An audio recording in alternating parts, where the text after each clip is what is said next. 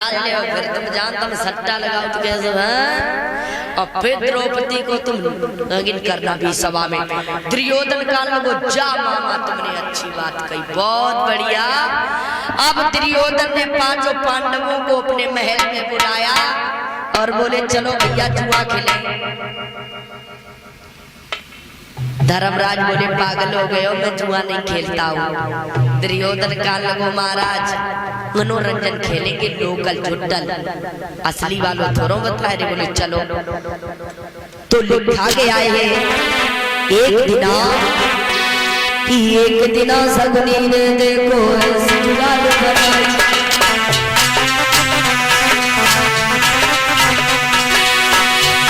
अरे जुआ खेलने की भैया लगा हुआ हुआ क्या हुआ जुआ हुआ। अरे हुआ हुआ क्या हुआ जुआ हुआ जुआ हुआ।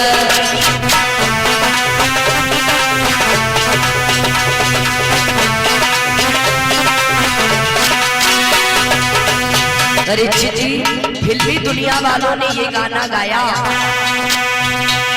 अरे तुमकी में ना होती मैं तुमका होता खुली हवा में हम तुमको होकर किसी का।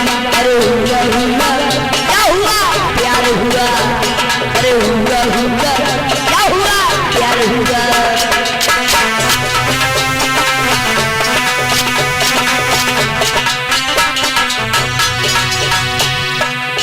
उसी के ऊपर मैंने भी कुछ बना दिया। एक दिना सगुनी ने देखो जुगाड़ बनाई। अरे जुआ खेलने की भैया फिर माने लाज लगा। हुआ हुआ क्या हुआ जुआ हुआ। अरे हुआ हुआ क्या हुआ जुआ हुआ।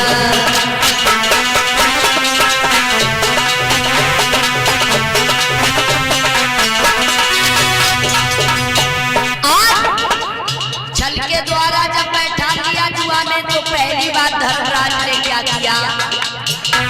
अरे पहली बार देखो धर्मराज मड़माल को दौड़ लगाई।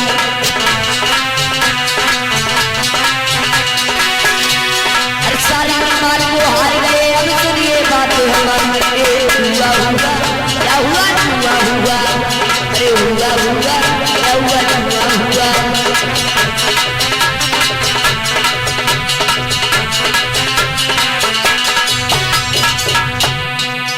पहली बार धर्मराज ने पूरी मड़माल को लगा दिया, वो भी हार गई। अब तीसरी बार जो धर्मराज भैया को दो लगाई। तीसरी बार जो धर्मराज भैया को दो लगाई। अरे पांचों भैया हार गए। ये बातें हमारी। हुआ हुआ क्या हुआ जुआ हुआ। हुआ हुआ क्या हुआ जुआ हुआ जुआ हुआ।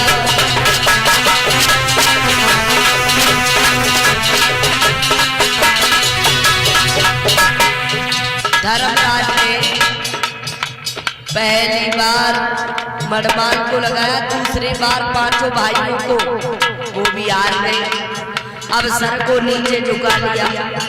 दुर्योधन का लोगों का बात है भैया, इतनी जल्दी क्यों सर झुका लिया। बोले अब मेरे पास कुछ नहीं बचा है। दुर्योधन बोला भैया अभी तो बहुत बड़ी कीमती चीज है तुम्हारे पास, अगर उसको लगा दिया तो जितना हार गए एक ही बार में लौटा देंगे। बोले क्या है। बोले द्रौपदी। सोचने लगे धर्मराज शायद पास पलट जाए परीक्षित जी। तो तीसरी बार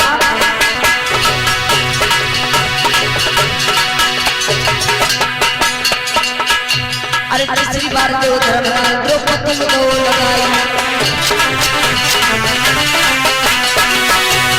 तीसरी बार जो धर्मराज द्रौपदी को लगाई।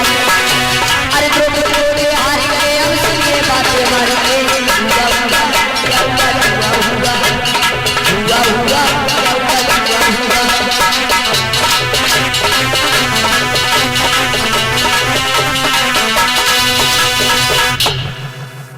पहली बार परीक्षित जी मड़माल को लगाया, दूसरी बार भाइयों को, तीसरी बार द्रौपदी को दांव पे लगा दिया, वो भी हार गए। दुर्योधन बोला हो दुशासन, आप खड़े खड़े क्या मेरी मुंह की तरफ देख रहा? जा पंचाली के केस पकड़ करके खींचता हुआ यहां तक ला मेरे पास। दुशासन चला, द्रौपदी से बोला चलो। बोली कहां? बोली नीचे बुलाया गया है तुम्हें। द्रौपदी कहने लगी है तुझे ये नहीं मालूम है द्रौपदी नौकरों के साथ में नहीं जाती है, उनसे कहना वो खुद मुझे बुला ले जाए। दुशासन कहने लगा अगर नहीं चलोगी तो केस पकड़ करके खींचता हुआ ले जाऊंगा सभा में। सोई परीक्षित जी द्रौपदी जान गई आज कुछ बात जरूर है। तो द्रौपदी पहुंची, दुर्योधन कहने लगा आइए आइए आइए, आप ही का तो यहाँ पर इंतजार हो रहा है। द्रौपदी द्रौपदी खोल दे साड़ी को, तुझे कौन देखने वाला है? अब अंधों की सभा लगी हुई है, तुझे कोई यहाँ देखने वाला नहीं है, क्योंकि तूने सच कहा था अंधे के अंधे पैदा होते हैं। और जा सब अंधने की सभा लगी है, साड़ी खोल करके मेरी जंघाओं के ऊपर बैठ जा।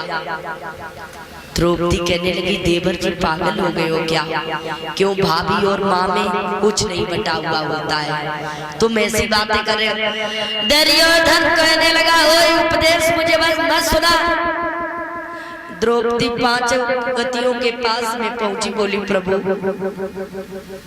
अगर एक गति की स्त्री होती है वो तो प्राणों से ज्यादा प्यार करता है, मैं तो 5 गतियों की स्त्री हूं, आज ये दुर्योधन ऐसी बात कर रहा है।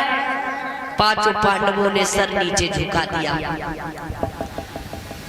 भीष्म पितामह से बोली प्रभु आप ही मेरी लाज बचा लो, उन्होंने भी सर नीचे झुका दिया। आज अपने गुरु द्रोण के पास में पहुंची, बोली गुरुजी आप मेरी रक्षा करो, उन्होंने भी सर को नीचे झुका दिया। आज द्रौपदी रोने लगी और सोच गई, मन में सोच रही अब कोई मेरी लाज बचाने वाला नहीं है। उसी समय कन्हैया की याद आ गई और कह रही है द्रौपदी अरे खड़ी सभा में नारी और दुशासन खींचे साड़ी कि बैठी 5 पांडव कि मेरा भैया कोई नहीं, मेरा भैया कोई नहीं।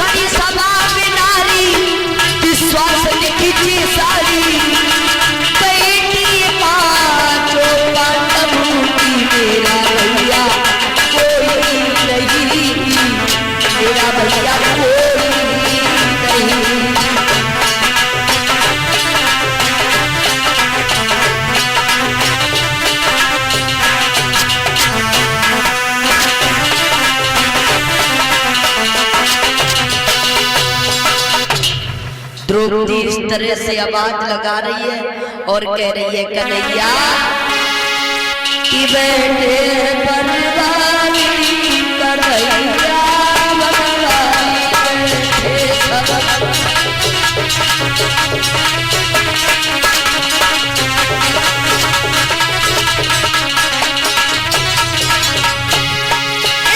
बैठे सब परिवारी कन्हैया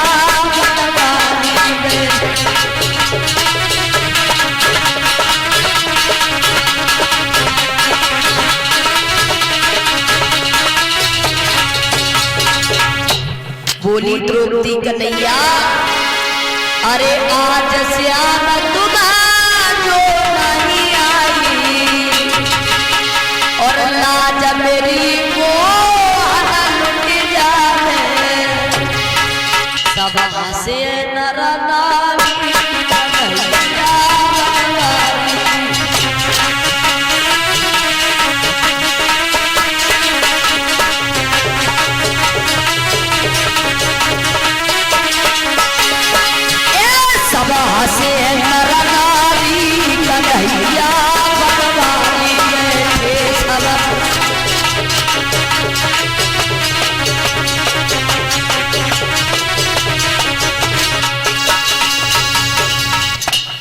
द्रौपदी रो रो के भगवान को बुला रही, कहा हो मेरे प्रभु मेरी लाज बचा लो आके। अब परीक्षित जी भगवान ने जब एक दुखिया की आवाज सुनी तो ऐसा ही नहीं है। एक पैर द्वारका में रखा, एक हथनापुर में। दुशासन साड़ी खींच रहा है, भगवान चीर बढ़ाने लगे। कैसे? जब चीर पे चीर बढ़ाना प्रारंभ किया तो क्या हुआ कि साड़ी ही में नारी है या नारी बननी साड़ी है।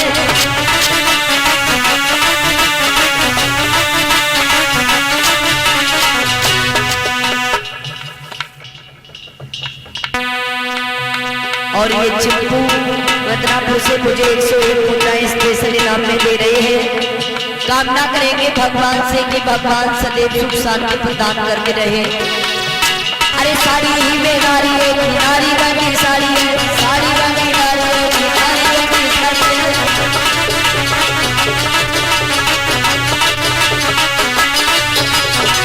क्या हुआ? काली नीली पीली सफेद साड़ी पे साड़ी गिरने लगी। वो लीला थी ना रायन की, साड़ी पे साड़ी आने लगी।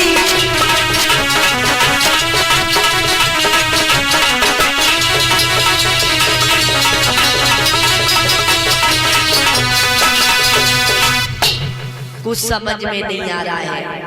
साड़ी ही में नारी है या नारी ही में साड़ी है। साड़ी बनी नारी है कि नारी बनी साड़ी है।